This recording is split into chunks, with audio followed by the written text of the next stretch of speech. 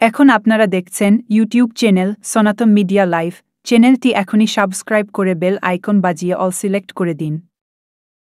এবার যদি এবারও যদি নিজের স্বেচ্ছাচারিতা মতো, নিজের খামখেয়ালি মতো করে আমরা নিজের জীবনটাকে ভুলে যাই, ভগবানকে ভুলে যাই, যিনি আমাদের সবকিছু দিলেন, যিনি আমাদের হাঁটার জন্য পা দিলেন। একে আমাদের বাপ দিয়েছে, চোখ দিলেন, নাক দিলেন, কান দিলেন, মুখ দিলেন, আর যা খেয়ে আপনি ভগবানকে ভুলে গেছেন। যেই ভগবান আমাদের সব দিল। পেঁয়াজ তো আপনাদের এলাকায় প্রচুর লাগানো হয়, পৃথিবীর কারো বাবা পেঁয়াজ তৈরি করেছে? ধান, একটা চাইল পৃথিবীর কারো বাপের সাধ্য আছে? সারা পৃথিবীতে ধানের গাছে যদি খালি চিঠা হয়, চিঠা তো সবাই বোঝেন নাকি, চাইল তৈরি করা যাবে বাবা? আর যদি চাইল না তৈরি হয়, আমাদের বাহাদুরি দিয়ে পেট চলবে? কে দিয়েছে এগুলো? ভগবত গীতা ভগবান বলেন ওগুলো সব আমার সম্পত্তি। তা যিনি এতগুলা দিলেন, আরে জন্মের পর আমরা কি খেয়ে বাঁচবো বাবা মাগো? জন্মের পর ছোট্ট বাচ্চা, শাস্ত্রকার বললেন, আচার্যরা বললেন, ওরে মূর্খ, তোমার এই মাতৃভূমিতে জন্মগ্রহণের আগেই তুমি এসে কি খাবে? তুমি আসার আগেই যিনি তোমার মায়ের বক্ষে তোমার পানযোগ্য দুগ্ধ দান করলেন। আর আমরা কি মায়ের পেটে থাকাকালীন বলেছিলাম যে মা, হে প্রভু আমার মায়ের বক্ষে দুগ্ধ দিও, আর চলার জন্য পা, দেখার জন্য চোখ? কোনোটাই চাইনি। শাস্ত্রকার বললেন, অকৃতজ্ঞ না হলে যিনি আপনার খাওয়ার ব্যবস্থা করে দিলেন, যিনি চোখের ব্যবস্থা করে দিলেন, হাঁটার পায়ের ব্যবস্থা করে দিলেন, যিনি আপনাকে সব দিলেন, ও মা, আজকে যদি আমার একটা চোখ কানা হয়ে থাকতো, অন্ধ, জন্মান্ধ, এখানে আমরা যারা আছি সবাই যদি ল্যাংড়া খোড়া হয়ে যেতাম, সবাই যদি অন্ধ হয়ে যেতাম, ভেবে দেখুন তো একটা অন্ধের জীবন কিরকম হতে পারে, ল্যাংড়া খোড়া জীবন কি হতে পারে। আর তিনি আমাদেরকে সবাইকে সুন্দর করে দিল। এই যে পুত্ররা আসছে সব রাজপুত্রের মতো, হ্যাঁ, মায়েরা এত সুন্দর করে সবকিছু দিলেন, খাওয়া দিলেন, ঘুম দিলেন, বিছানাপত্র দিলেন, হ্যাঁ, ধান, চাল, আটা, ময়দা, লবণ, তেল, সব ব্যবস্থা করে দিলেন, যিনি তাকেই ভুলে গেলেন। অকৃতজ্ঞ মানুষ। সেই জন্য বাবা, এবার যদি ভুলে যান তাহলে আবার 84 লক্ষ প্রজাতি ঘুরে বেড়াতে হবে। তা যাতে করে আর বেড়াতে না হয়, আর ঘুরতে না হয়, আর এরকম গতাগতি না করতে হয়। যতদিন জন্মাবেন, যতবার জন্মাবেন ততবার মরবেন, যতবার মরবেন ততবার জন্মাবেন, জন্মাতেই থাকবেন, মরতেই থাকবেন, মরতেই থাকবেন, জন্মাতেই থাকবেন, যতদিন পর্যন্ত আপনি গোবিন্দের ভক্ত না হতে পারছেন। সেই জন্য বাবা, এখন দুর্লভ মানব জীবন পেয়েছেন, সারা পৃথিবীর স্বর্ণ, সারা পৃথিবীর টাকা। হ্যাঁ বাবা, এই যে চশমা বাবা আমার, বাবা আপনার ছেলে আছে না? ছেলে আছে। আচ্ছা, আপনার ওই যে পেছনে আপনার ছেলে আছে। আচ্ছা, আপনার ছেলেকে যদি সারা পৃথিবীর টাকাগুলো, উদাহরণ দিচ্ছি, এইটা বাবা ভোলানাথ দিয়েছেন শঙ্করাচার্য রূপে, সারা পৃথিবীর টাকাগুলো ওই চশমা পড়েছেন যিনি, সেই বাবা ছেলেকে যদি দেওয়া হয়, আর ওই ছেলেকে সারা পৃথিবীর টাকাগুলো দিয়ে যদি বলা হয়, কি নাম বাবা আপনার ছেলে? রতন। যে বাবু রতন, এই পৃথিবীর সমুদয় সম্পত্তির টাকাগুলো আপনার দেওয়া হলো, আপনি আপনার বাবাকে নিয়ে 18 বছরের যুবক করে নিয়ে আসুন, হবে? বাবা ভোলানাথ শঙ্করাচার্য রূপে এসে বললেন, তোমাদের জীবনের যে আয়ু ক্ষয় হচ্ছে, পৃথিবীর সমস্ত পৃথিবীর টাকা মূল্য দিয়েও তোমাদের জীবনের বয়ে যা আয়ু ফিরে পাবে না, তাই যে আয়ুটা পেয়েছ এটা নষ্ট করো না। সেই জন্য বাবা ভোলানাথ শঙ্করাচার্য রূপে এসে বললেন, ভজ গোবিন্দ, ভজ গোবিন্দ, ভজ গোবিন্দ মূঢ়মতে। ওরে মূঢ়মতি, দুর্জন, বোকা, মূর্খ, তোমরা যে দুর্লভ মানব জীবন পেয়েছো, এটা শিবের কথা। তোমরা গোবিন্দের ভজনা করো, গোবিন্দের ভজনা করো, গোবিন্দের ভজনা করো। যদি তোমরা গোবিন্দের ভজনা না করো, তো মৃত্যুর কাল চক্রের হাত থেকে জগতে আর কেউ বাঁচাতে পারে। আর এই জগতে মৃত্যুর কাল চক্র থেকে বাঁচবার জন্য, গোবিন্দের কাছে যাওয়ার জন্য 1 নম্বর গলে মালা পড়তে হবে। গলে মালা পরার জন্য গুরু করতে হবে না, মন্ত্র নিতে হবে না, জন্মের পরে যে কেউ মালা পড়তে হবে। এখানে মাত্র এই 100টা মালা আছে, চাইলে আপনারা এগুলো নিতে পারেন। এখানে মাত্র 40টা মালা আছে। গতবার এসেও বলেছিলাম, এগুলা মালাগুলো আমাদের মন্দিরে 100 থেকে 80 টাকা থেকে 100 টাকা দেওয়া হয়, অর্ধেক মূল্যে এগুলা দেওয়া হয়। আপনারা চাইলে 40টা মালা, এখানে অনেক লোক ভক্ত আছেন, নিতে পারবেন মাত্র 50 টাকা করে। 1 নম্বর গলে মালা পড়ুন।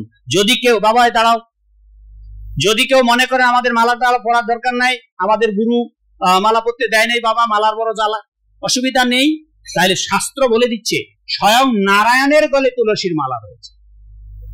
স্বয়ং নারায়ণের গলে আদিকাল থেকেই তুলসীর পত্র মঞ্জরি সমেত, যা হাজার হাজার অনন্ত কালেও বছর ধরেও ভগবানের গলা থেকে এই তুলসী পাতার মালা শুকাবেন। ভগবানের নারায়ণের গলায় আছে পত্র মঞ্জরি সমেত গলে মালা, আর আমাদের গলায় তুলসী কাষ্ঠের মালা। 1 নম্বর। 2 নম্বর, এবার তাই আপনাকে গলে মালা পরতে হবে। 2 নম্বর, একাদশী। বাবা মা কারা কারা একাদশী করেন দেখি, হাত তুলেন দেখি। জয় একাদশী পালনকারী ভক্তবৃন্দ কি? যারা একাদশী পালন করেন না তারা কি? হরি বল। এবার এটা 2 নম্বর। আচ্ছা, আজ তো অনেকে চলে গেছেন বাবা, এই 2টা কাজ, 4টা কাজ কিন্তু করতে হবে। আজকে 3টার কথা বলবো। এই 2টা কাজের কথা বলে কেউ যারা যারা হাত তুলেছেন একাদশী করেন, গলে মালা তো নিশ্চয় আছে যারা একাদশী করেন। আজ বাড়িতে এমন তো বাবা মন্দ ভাগা থাকতে পারে, কে জানে, যেহেতু একটা জিনিস আমরা সবাই জানি মরবো, কিন্তু কে জানে আজ রাতেও তো মরে যেতে পারে। আজ বাড়িতে গিয়ে এখান থেকে প্রসাদ পেয়ে বাড়িতে গিয়ে মরে গেলেন বাবা, কালকে আপনার চোখ দিয়ে সূর্য দেখতে পেলেন না, তাইলে আর আগামীকাল হবে না, পরকাল হবে।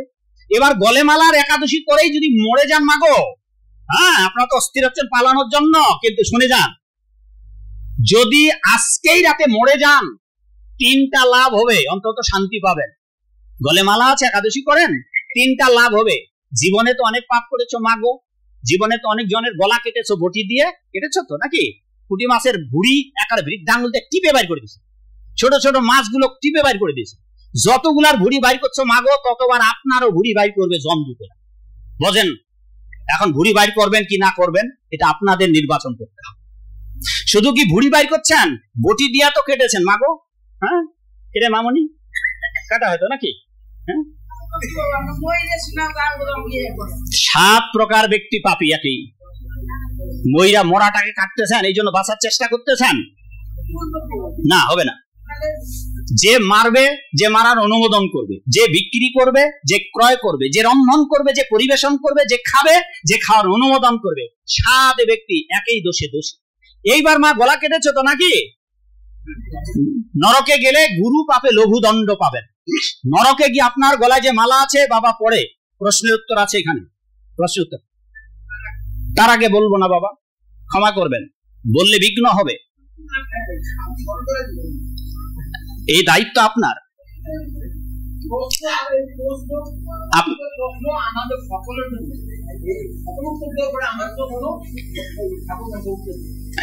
এই বয়সে আপনার প্রশ্ন করা ঠিক হবে না বাবা। আমি তা বলি নাই, এই মুহূর্তে বলি নাই, বলছি যেই বয়সে আপনি এসে গেছেন, এখন আর কোনো প্রশ্ন না করে আমাকে বলতে দিন। বলছি যে বয়সে আপনি এসে গেছেন বাবা, প্রশ্ন করার বয়স, জিজ্ঞাসুর বয়স পার হয়ে গেছে। এখন শুধু গোবিন্দের ভজনা করুন, ওদের প্রশ্ন আমি উত্তর দেবো, আপনার প্রশ্নের উত্তর দেব না বাবা। এই বৃদ্ধ বাবাদের এখন প্রশ্ন করার সময়ে দেয়, আপনারা কেবল গোবিন্দের ভজনা করুন। এখন আপনি আমার সঙ্গে প্রশ্ন করে উত্তর দেবো, এটা আপনার মনোভূত হবে না, কিন্তু আমার শেষ মিনতি আপনারা গোবিন্দের ভজনা করুন।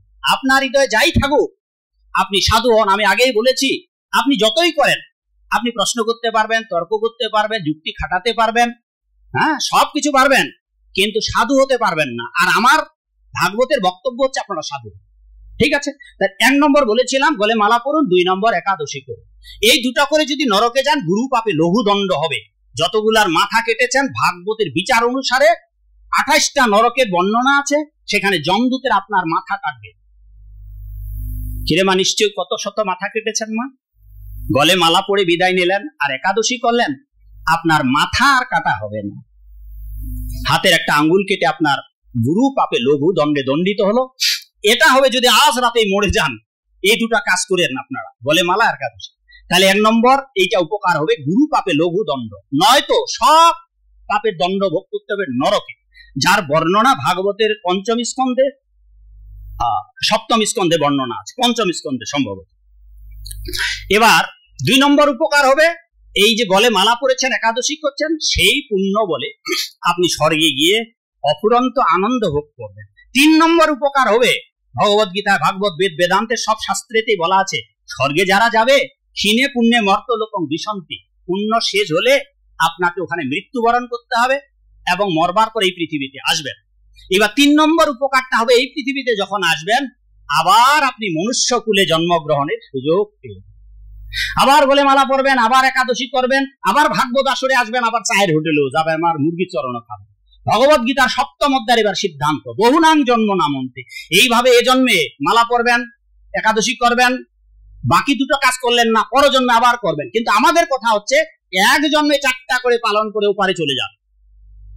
তাহলে বোঝা গেল বাবা আজকে যদি মরে যান গলে মালা আর একাদশী পালনের মধ্য দিয়ে, তাহলে এই 3টা লাভ হবে। আর যদি গলেও মালাও করবো না, একাদশীও করবো না, গোয়ার তুমি করে এভাবেই জীবন যাপন করবো, হাতি ঘোড়ার মতো বাঘ ভাল্লুকের মতো খাবো দাবো ঘুমাবো জীবন ভোগ করবো আর চলে যাব, তাই আপনাকে তাবৎ নরকের শাস্তি ভোগ করতে হবে। এবার 3 নম্বর হরের নাম হরের নাম হরের নাম ওই বকে বলো। একাদশী যদি ভাবেন যে করবো না, যিনি ভগবানের বাপ ছিলেন, যাকে উপলক্ষ করে দাপর যুগে এসেছিলেন, সেই নন্দ বাবা একাদশী করতেন। কলি যুগে যে চৈতন্যদেব এলেন, তার বাবা কি নাম, বাবার নাম চৈতন্য মহাপ্রভু, মায়ের নাম, তারা দুজনেই একাদশী করতেন। ভগবান যাদের সঙ্গে ছায়ার মতো ছিলেন, সেই পাণ্ডবেরা একাদশী করতেন। সেই জন্য ভগবান স্বয়ং বলেছেন, শাস্ত্রেও বলেছে 8 বছর হলেই একাদশী না করে জীবন যাপন করা উচিত নয়। আর আপনাদের এখানে উপস্থিত প্রায় সবারই এই বাচ্চাটারও পর্যন্ত 8 বছর পার হয়ে গেছে। অতএব সবাইকে একাদশী ব্রত করতেই হবে, একেবারে করতেই হবে।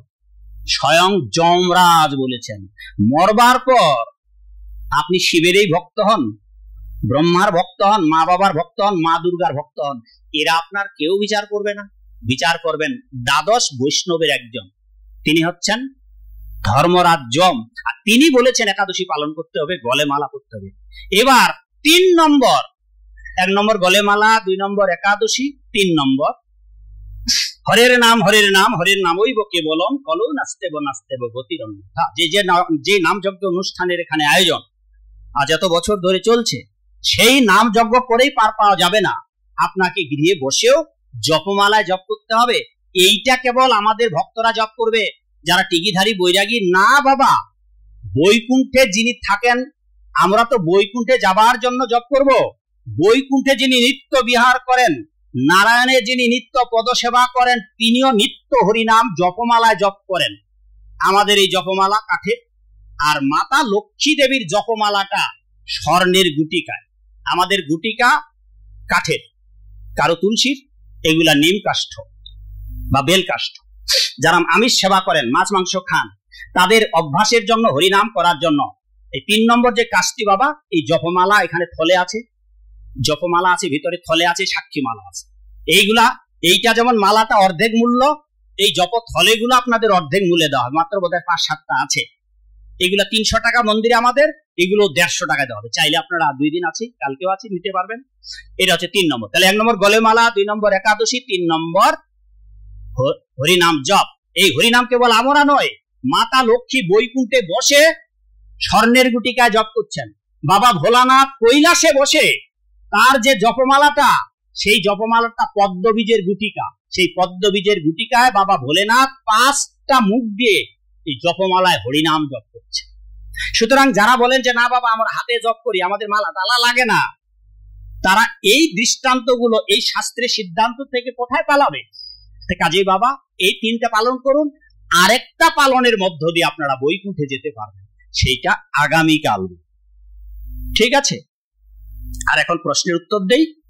তার আগে গতকাল সেইখানেও বলেছিলাম, আমি একজন ছোট লেখক, চাইলে আপনারা এই বই গ্রন্থগুলো পড়ে আপনারা লক্ষ লক্ষ টাকার বই পড়ার সমাধান করতে পারেন। আর অত টাকার বই নিতে পারবেন না। মহাভারতের দাম 50,000 টাকা, একখান পুরাণ আমাদের কাছে নিলে 15,000 টাকা। এতগুলো টাকা আপনাদের খরচ করতে হবে না। হিন্দু মানুষ, আপনারা ছেলেমেয়েরা যাতে করে সহজভাবে বুঝতে পারে, এগুলো সব নোট বই করে দেওয়া হয়েছে। 14টা বই বের হয়েছে, 20টা বইয়ের মতো লেখা হয়ে গেছে। এখানে মাত্র 5 আইটেমের বই আছে, কয়েক লক্ষ টাকার বই পড়া হয়ে যাবে। মাত্র এই 5টা বইয়ের মূল্য 1200 টাকা যদি আপনারা নিতে পারেন। যেমন উপবাসের কথা বললাম, প্রতি মাসে এটা লাগবে। দুর্গা পূজা, কালী পূজা, লক্ষ্মী পূজা, সরস্বতী পূজা, রথযাত্রা, ঝুলন যাত্রা, গৌর পূর্ণিমা, নিয়ম সেবা, দামোদর মাস, জন্মাষ্টমী, রাধাষ্টমী, সারা বছর যতগুলা ব্রত আছে, এই একটা বই, আর কোনো বই কিনতে হবে না। কোনো বই ব্রত পালনের জন্য সারা জীবন আপনার কোনো বই কিনতে হবে না, একটা বইয়ের উপর প্রায় লাখখানেক টাকার বই পড়া হয়ে যাবে। এতগুলা বইয়ের এখানে তত্ত্ব উপাত্ত দেওয়া আছে, মূল্য এটা 300 টাকা। এই দুটা বই সারা জীবন কাজে লাগবে। প্রায় 200-এর অধিক প্রশ্নের উত্তর দেওয়া আছে জীবন তৈরি চলার পথে। একটা প্রথম পার্ট, একটা দ্বিতীয় পার্ট। এটা 200 টাকা, এটা 300 টাকা, এই মিলে 500 টাকা। কয়েক লক্ষ টাকার বই পড়া হয়ে যাবে। বেদ এবং বেদান্ত আমরা চোখে দেখি নাই, পড়ি নাই। এই দুটা বই বেদ এবং বেদান্তের উপর। যারা সনাতন ধর্মের মূল ধর্মগ্রন্থ বেদ, সেই বেদ আমরা চোখে দেখিনি। আপনারা এই দুটা বইয়ের মূল্য 200 করে 400।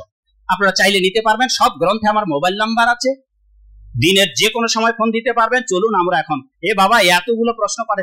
আমাদের গ্রামে চড়ক পূজা হয়, তখন কিছু লোক গাঁজা খেয়ে বলে ভোলানাথের প্রসাদ। এটা ঠিক নাকি ভুল? ভুল। শিব ঠাকুর গাঁজা খায়নি, শিব ঠাকুর ভাঙ্গও খায়নি। শিব ঠাকুর এগুলো অমেদ্য দ্রব্যাদি পাগল অবস্থায় খেয়েছিলেন। সেইটা শ্বশুর দক্ষ রাজার অভিশাপ ছিল। কেউ অভিশপ্ত হয়ে যদি স্মৃতি বিকৃত হয়, সেইটা তার যথার্থ স্বরূপ নয়। যথার্থ স্বরূপ হচ্ছে শিব ঠাকুর বৈষ্ণব, তিনি অভিশপ্ত ছিলেন। হ্যাঁ, যেমন দেবর্ষি নারদ অভিশপ্ত আছেন, চতুর্শনকাদি অভিশপ্ত আছেন, তেমনি করে বাবা ভোলানাথ অভিশপ্ত ছিলেন। সুতরাং তার অভিশপ্তকে বিচার করে আপনি গাঁজা খেতে পারেন না। বাবা গাঁজার দৃষ্টান্ত দেন। আরে বেটা, শিব ঠাকুর যে বিষের সাগর খেয়েছিল, একটা ইঁদুর মারা বাসুদিন বিষ বা দানাদার একটা দানা খাও তো বাবা দেখি, তিরিং বিরিং তিরিং, ভাই চোখ দুটো তার মাথা নাই, মরে সোজা হয়ে পাটিসাপটা হয়ে যাবেন। শিবের দোহাই দিয়ে গাঁজা খাচ্ছে। কৃষ্ণ বিশ্বরূপ দর্শনে দেখতেছে অর্জুন কুরুক্ষেত্রে যুদ্ধের সমস্ত সেনাদের মাথা গোটা বডি গুলা ঢুকতেছে, আর ভগবান কৃষ্ণ তাদের চিবিয়ে চিবিয়ে খাচ্ছেন। আর তা দেখে কেউ যদি মনে করেন তিনি মানুষ খেতে পেরেছেন, তিনি জঠরাগ্নি রূপে সবার পেটে রয়েছেন, তা হাতির পেটে জঠরাগ্নি রূপে তিনি কলা গাছ খাচ্ছেন, সিংহের পেটে জঠরাগ্নি রূপে থেকে তিনি মাংস খাচ্ছেন, শুয়োরের পেটে থেকে কি খাচ্ছেন এবার বলুন? তো যারা এই রকম দৃষ্টান্ত গুলা দেয়, তারা নির্বোধ ছাড়া কিচ্ছু না। তাহলে তারা ভগবানকে বিষ্ঠাও খাওয়াচ্ছে, পায়খানা খাওয়াচ্ছে, হ্যাঁ মাংস খাওয়াচ্ছে। এই নির্বোধ গুলা যারা এরকম দৃষ্টান্ত দিয়ে নিজের খাবার রাস্তাটা পোক্ত করেন, পরকালে তাদের শাস্তির ব্যবস্থা রয়েছে। সুতরাং শিবের দোহাই দিয়ে যারা গাঁজা খাবেন, এরা পরজন্মে পিশাচ যোনি প্রাপ্ত হবে। ওটা খুঁজতে বলবেন ওই শিবের চেলাগুলা। পিশাচ, আর পিশাচ হলে কি খেতে হবে? আজকে গাঁজা ভাং খাচ্ছে, যেই দিন পিশাচ যোনি প্রাপ্ত হবে, সেই দিন ওই ঋতুবতী যে মায়েরা হয়, অপবিত্র জিনিস যা ফেলে দেয়, সেই নোংরা জিনিস তাদের চেটে পুটে খেতে হবে। শুধু তাই নয়, কফ, কাশি, থুতু, শ্লেষা, মানুষের রোগ শোক হলে যে ময়লা আবর্জনা গুলো ফেলায় দেয়, ওগুলো চেটে পুটে খেতে হবে। শুধু তাই নয়, নোংরা প্রসাদ কাটাওয়ালা জায়গায় পিশাচ যোনি হয়ে জন্মাতে হবে। এই মূর্খগুলো কি জানে যে শিবের দোহাই দিয়ে এগুলো খাচ্ছে? পরজন্মে তারা যে পিশাচ হয়ে জন্মাবে, আর পিশাচ হলে নিজেদের চলার কোনো ক্ষমতা থাকবে না, বায়ু তাড়িত হয়ে তাদের ঘুরে বেড়াতে হবে। এই পৃথিবীর তল থেকে, পৃথিবী থেকে 6 ইঞ্চি দূরে ভাসমান অবস্থায় বেড়াবে। ঠিক জলের কচুরি পানা যেমন বাতাসে তাড়িত হয়ে দিক ওদিক, তেমনি করে নিজের কোনো ক্ষমতা থাকবে না। এই নির্বোধ গুলাতে একদিন সমস্ত নিজের অস্তিত্ব হারিয়ে ফেলার জন্য প্রতিযোগিতা করছে। এই নেশাখোর গুলো কি করে বুঝবে? ওদের কে বলবে, কে বোঝাবে?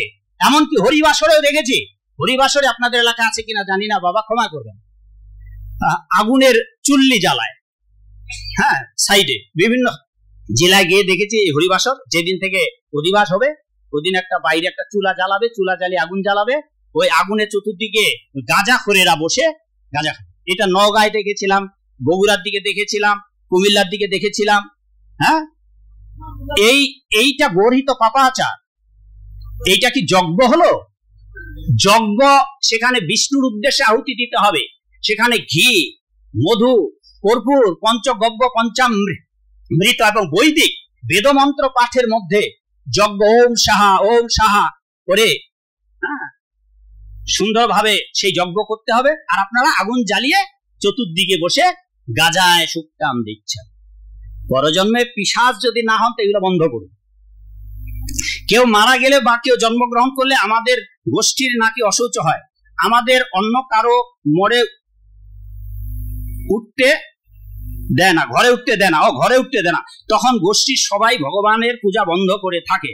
না বাবা, কারো ঘরে কেউ মারা গেছে আর ওই ঘরে আপনি যেতে পারবেন না এমনটা না।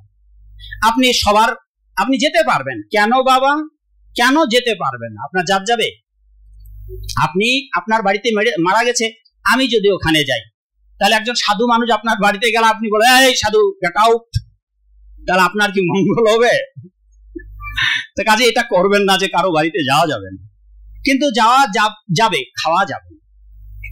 আর যদি ভগবানের ভক্ত হয়, নিত্য প্রসাদ ভোজি হয়, তাহলে এটাতেও দোষ নেই। পূজার সময় বস্ত্র বাজিয়ে, কি বক্স বাজিয়ে, ডিজে গান, মদ খেয়ে ছেলে মেয়ে নাচানাচি করে, এই ব্যাপারে একটু বলুন। ওটা তো আপনারা সবাই জানেন, যেহেতু এখানে সবাই ভদ্রলোক আছেন। হ্যাঁ, আজ থেকে 15-20 বছর আগে কুমিল্লায় গিয়েছিলাম দুর্গা পূজায়। সেখানে এখন ওই গানগুলো নেই। সেখানে ও প্রিয়া ও প্রিয়া তুমি কোথায়, তোমায় দেখিলে মনে হয় 1000 বছর তোমার সাথে ছিল পরিচয়। এই যে আমার জীবন তরি চলার পথে বইটা আছে, আমি ওই সময় লিখে ফেলি, এবং এইটা 2005 সালে বের হয়। এটা আমার জীবনে প্রথম লেখা বই। আমার বয়স তখন 22 থেকে 26-এর মধ্যে। এটা প্রথম খণ্ড আমি লিখি। ওখানে যে দুর্গাপূজা দেখতে গিয়েছিলাম, বিদ্যাঙ্গী মা সরস্বতী, না সরস্বতী পূজা, ওই সরস্বতী পূজা মায়ের ওই বাজাচ্ছে। আর সরস্বতী প্রায় 11টা না 12টা দেখলাম, এখানে হিসাবগুলো আছে। তার মধ্যে প্রায় 7-8টা জায়গায় মা সরস্বতীর বানান ভুল, মা সরস্বতীর নামের বানান ভুল। এমনকি দুর্গা পূজায় গিয়ে দেখবেন যে দুর্গা মায়ের বানানটা পর্যন্ত ভুল। এখন এখানে অনেক ছেলে পেলে পাওয়া যাবে যারা দুর্গার বানান ভুল করবে, সরস্বতী বানান ভুল করবে। যেই সন্তানেরা মা বাবার নাম বানান লিখতে ভুল করে, ও মায়ের বাবার কি করে কৃপা পাবে? আচ্ছা, কোন ছেলে, কোন নির্লজ্জ, কোন ভদ্র ছেলে কি মাকে বলতে পারে ও প্রিয়া তুমি কোথায়? মায়ের সামনে ডিজে বাজাচ্ছে ও প্রিয়া না, তখন ডিজে ছিল না, এখন ডিজে ডিজে ডিজে। একদিন ও বাজাচ্ছে, ছেলেটাকে জিজ্ঞাসা করলাম, এই বাবা কি বলতেছে বাবা? বুঝি না। বলে তাহলে বাজাচ্ছ কেন বেটা? হ্যাঁ, বোঝে না, বাজাবে। এই হচ্ছে মূঢ়তা ছাড়া কিচ্ছু না। আর আপনারা যারা প্রবীণ মানুষ আছেন, ওদেরকে সামলাতে পারছেন না। কেন সামলাতে পারবেন? কারণ প্রহ্লাদ মহারাজের আদেশ পালন করেন নাই। কৌমারং আচরেত প্রাজ্ঞ। আপনাদের মতো প্রবীণদের দায়িত্ব, এর জন্য আপনারা দায়ী। এই যে আজকে ডিজে বাজাচ্ছে, তার জন্য আপনারা ঠাকুর দাদারা বাঘগুলো দায়ী। এটার জন্য ওরা দায়ী নয়। আজ যে লুঙ্গি ড্যান্স দিয়ে বেড়াচ্ছে, আজকে যে ওরা ছিঁড়া পাটা প্যান্ট পরে বেড়াচ্ছে, আজকে ওরা হেয়ার স্টাইল করতেছে, এই দিকও নাই এই দিকও নাই, মাঝখানে মুরগি স্টাইল, এর জন্য আপনারা দায়ী। কারণ তাদেরকে আদর্শ করে তুলতে পারে। ক্ষমা করবেন, আপনাদের দায়ী করছি আমি। কারণ আপনারাই লুঙ্গি ড্যান্স দেন, তো আপনাদের পরিবারের সন্তানের তো লুঙ্গি ড্যান্স দেবে। আমরা জানি আমাদের ধর্মে মাছ মাংস খাওয়া নিষেধ, তবুও কিছু মূর্তির কারিগর মাছ মাংস খেয়ে মূর্তি তৈরি করে। এটা ঠিক নাকি ভুল? যে কারিগর সে তৈরি করুক, যারা পূজা করবেন তারা না খেলেই, যে কারিগর সে খায় খাক, কিন্তু যারা পূজা করবেন, যে পুরোহিত এবং যারা যজমানকারী, তারা না খেলেই হলো। গলায় 3 পেঁচ তুলসীর মালা মিলে আমাদের গ্রামের কিছু লোক বলে বড় সাধু হয়ে গেছে। বড় মাপের সাধু না হওয়া পর্যন্ত নাকি 3 পেঁচ মালা নেওয়া যায় না। তাহলে আমরা বুঝবো, ওই যে আমাদের একজন তেজস্বী বাবাজি আছেন, কতগুলো মালা। ওরে বাবা রে বাবা, আমি তো প্রথম যেদিন ওনার দর্শন করি, দেখি তো ভয় পেয়ে গেছি। ওরে বাবা রে, এত বড় সাধু তো কোনোদিন দেখি নাই, এতগুলো মালা। গিয়ে জিজ্ঞাসা করলাম, বাবা এতগুলো মালা? তখন উত্তরে দিলেন যে কোন জমিদার রাজকন্যাকে যদি অনেকগুলো অলংকার পরে, ধনীর বউ, তাকে কি কোনো মানুষ বলবে যে আপনি এতগুলো অলংকার করছেন কেন? তখন আমি লজ্জা পেলাম যে আপনি ঠিক বলেছেন। এখন শাস্ত্রের বিধি হচ্ছে 1 পেঁচ করা যাবে না, অধিক করা যাবে, যতগুলা ধরে অসুবিধা নেই। হ্যাঁ, কেউ বলে এই 2টা পড়লে নাকি রাধাকৃষ্ণ, 3টা পড়লে রাধাকৃষ্ণ গৌরাঙ্গ, অথবা গুরু গোসাই গোবিন্দ, এইরকম ব্যাখ্যা দেয়। আমি জানি না আমার এখানে কয়টা আছে। হ্যাঁ, পাইলে কেউ পড়ায় দেয়, আর পাইলে কেউ খুলে নেয়, ফলে আর হিসাবে করতে পারি না কয়খানে নাম আছে। তো যাকে এইটা শুধু জেনে নিন, শাস্ত্রে বলা আছে 1 হাতে এরকম করে প্রণাম দিতে পারবেন না, 1 পেঁচ মালা করতে পারবেন না, 1 বস্ত্রে পূজা করতে পারবেন না। পূজা করতে হলে এই গলবস্ত্র, সেলাই বস্ত্র পরে পূজা করতে পারলেও চৌখাটের ভিতরে গিয়ে প্রণাম দিতে পারবেন না, অর্থাৎ দরজার ভেতরে মন্দিরে প্রণাম দিতে পারবেন না। বসে পূজা করতে পারবেন না, দাঁড়িয়ে পূজা করতে হবে। আপনাদের অধিকাংশ এলাকায় তো দেখি বসে বসে মন্দির, বসে বসে হাঁটুর নিচে গোপাল ঠাকুর, নিজেরা খাট পালঙ্কে শোন, গোপালকে রেখে দিয়েছেন নিচে। তো এইগুলো করা যাবে না, ঠিক আছে? অতএব যারা পূজায় বক্স বাজিয়ে বাজান, এটা আপনারা নিজেরাই বন্ধ করবেন। ছেলেদেরকে মদ খাওয়া যাবে না, আমাদের গ্রামে মালা পরার বিষয়টা বললাম, একের অধিক করবেন, যতগুলা করতে পারেন, অসুবিধা নেই। ঢোলা করে বক্ষমালা পরারও বিধান শাস্ত্রে আছে। আমাদের গ্রামে 3 রাতের মেলা হয় এবং সেই অনুষ্ঠানে গাঁজা আনা হয় এবং যারা গান বাজনা করে তারা সেই গাঁজা খায়। এই বিষয়ে বলা হয়ে গেছে আগেই। নিজেরা এলাকায় বিশেষ করে যারা প্রবীণ বাবারা আছেন, এরকম যারা বাবা আছেন, তারা মিটিং করবেন। মিটিং করে ছেলেদের আদেশ দেবেন যে তোমরা ডিজে বাজাতে পারবে না, তোমরা গাঁজা খেতে পারবে না। আপনারা এইভাবে ওদেরকে মিটিং করে বাধ্য করুন, তখন এই ছেলেরা আর ভ্রান্তের মতোই আচরণ করবে না। আর এই ছেলেরা বাবুরা তো এরা ভদ্র হয়ে গেছে, নাইলে এই প্রশ্ন ওরা পাঠাবে কেন? আমরা দশমী যুক্ত একাদশী করি মানে পরের দিন। এত আমাদের গ্রামের কিছু লোক আছে সারা জীবন আগের দিন করতে চায়। এইটা তাদেরকে বোঝাতে হবে যে দশমীতে একাদশী করে গান্ধারীর 100 পুত্র মারা গিয়েছিল আর দ্রৌপদীর পঞ্চপুত্র মারা গিয়েছিল। গান্ধারী 2টা অপরাধের জন্য, তার মধ্যে একটা অপরাধ ছিল সেটা সবাই জানেন, পোকা মালা গেঁথে পড়েছিলেন 100টা ফড়িং, আর দ্বিতীয় অপরাধ ছিল এই দশমী বিদ্যাযুগের একাদশী।